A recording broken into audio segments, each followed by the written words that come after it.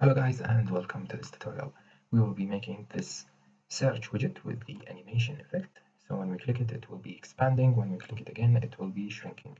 We will be using the HTML, CSS and a little JavaScript. So let's get started. Now I already created a folder named search animation, and now I will be creating my main files, the index.html, style.css, and for the JavaScript it will be main.js.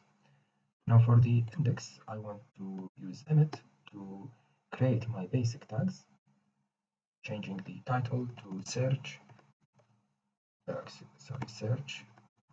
animation. And I also want to link my CSS by using the link tag, which will link my style.css. And also I want to link my JavaScript by using script source. And here I will type the name of the JavaScript file, which is main.js. Now I also want to link my font awesome link because I will be using the search icon from Font Awesome. You can easily get this link from the Font Awesome website, and I also will put it in the description so you can copy it easily. Now let's run this with the Open Live server. Of course, it's empty right now. Okay, so let's get started. Now first I want to create a div with the class of search, and inside this div I need two elements. The first one will be an input of a class input, and the second element will be a button with the class of btn. So for the input, the type will be text, but I want to add a placeholder, and I will type search. Now for the button, we will add our icon from Font Awesome, and to do that I will use the I tag with the class of FAS. Now here I can type the name of my icon, and it is FA search. Now save, and this is my input and this is the button, and that's all for the HTML. Now for styling, first I want to add some properties to the body. So the first thing I want to add is the background color. I will use a gray color. Feel free to use any color you want.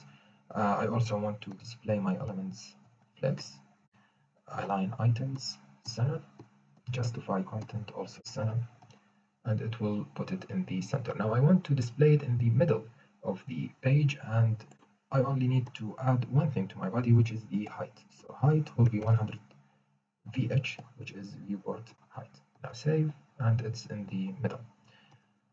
Now that's all for our body. Let's add the styling for the search class, and I only want to add one property, which is the positioning.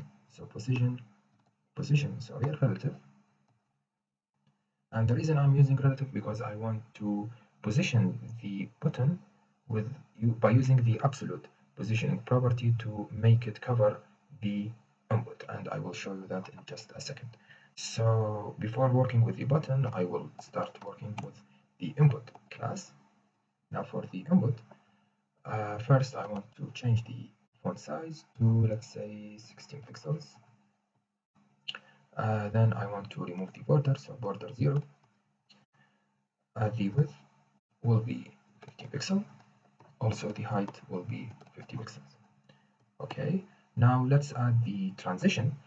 And the transition for the input, the thing that we want to change, or in another word, we want to transitioning it, is the width. So I am targeting the width property, and I want to set 0.5 seconds as the amount of time and the base effect.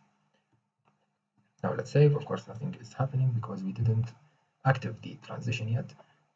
So now let's start working and start styling the button. So for the button, I also want to change the font size to 20 pixels. I also want to remove the border, so border 0. I will give it the same height, 15 pixels, and the same width of the input, also 15 pixels. Now to make my button cover the whole area of the input, I will be positioning it by using absolute. So now position absolute, and now I only want to add 0 to the top, 0, top 0, and left also 0. Now if we save, you notice that it's now covering the input, but not the whole area of the input. And the reason for that is because the box sizing property, so I have to add to the input a box sizing property, and I will add a border box. Now if we save, it's covering it perfectly. Now for the input, the transition was on the width. The thing that will be changing when we add our transition effect is the width of the input. But for the button, we don't want to change the width, we want to push this button to the right side. So now when we add the transition, we want to transform the position of our button, and with the same amount of time of 0.5 second, and with the same effect, which is the ease effect. Now if we save, nothing is happening because we didn't add any transitions yet. So let's be working on that. Now before I start working with the transitions, when I click it, you may notice this outline, this black outline. So I want to remove this outline from the button and also from the input. So I will be using the focus property, and I will be using it by using the input class column focus and also btn column focus. Now what I want to do, I only want to remove the outline, so outline none. And now you see there is no outline when we click or when we hover over the button or the input. Alright, now let's add the active class. And the active class, we didn't actually create any class with the name active, but we want to set the properties when the class or when we active the search class. So search active search dot active. So when the class in the search is active, we will be adding it in a second. What we want to do to the input is the same property we added with the transition. So in the transition of the input, we targeted the width, and we will be doing that by setting the width to 200 pixels. And the same will be happening to the button, so search.active.button. And now what we want to do, we want to transform the position of our button, so transform, and we want to use it on the translate x-axis by 200 pixels. And also when I save, you may notice that nothing is changing because we didn't add the active class yet.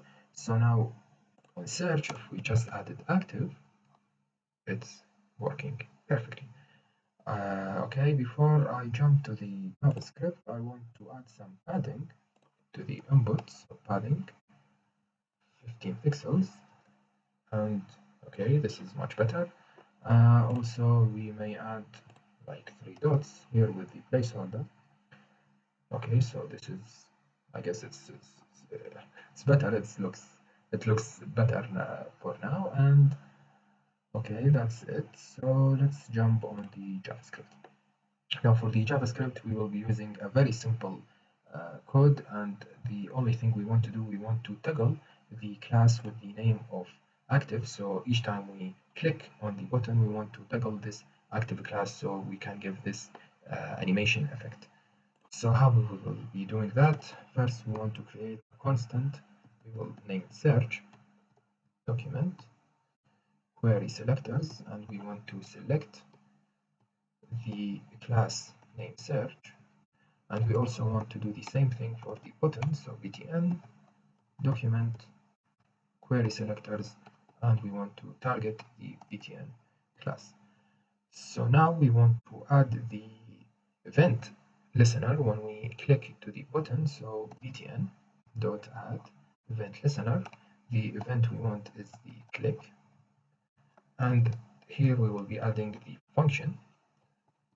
So the function we want to do, we want the search class dot class list dot toggle, and we want to toggle the active class. So now if we save, click, and it's working perfectly.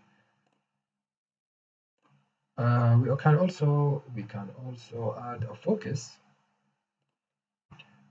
for the input. So input dot focus input dot focus, and we have to add an input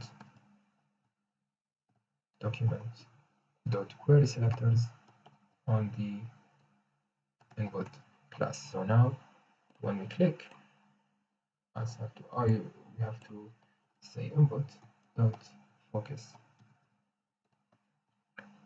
Now when we click, you see the focus is on the input and we can type whatever you want. So that's it for the tutorial. I hope it was useful for you. Thank you very much for watching, and please like and subscribe. Thank you.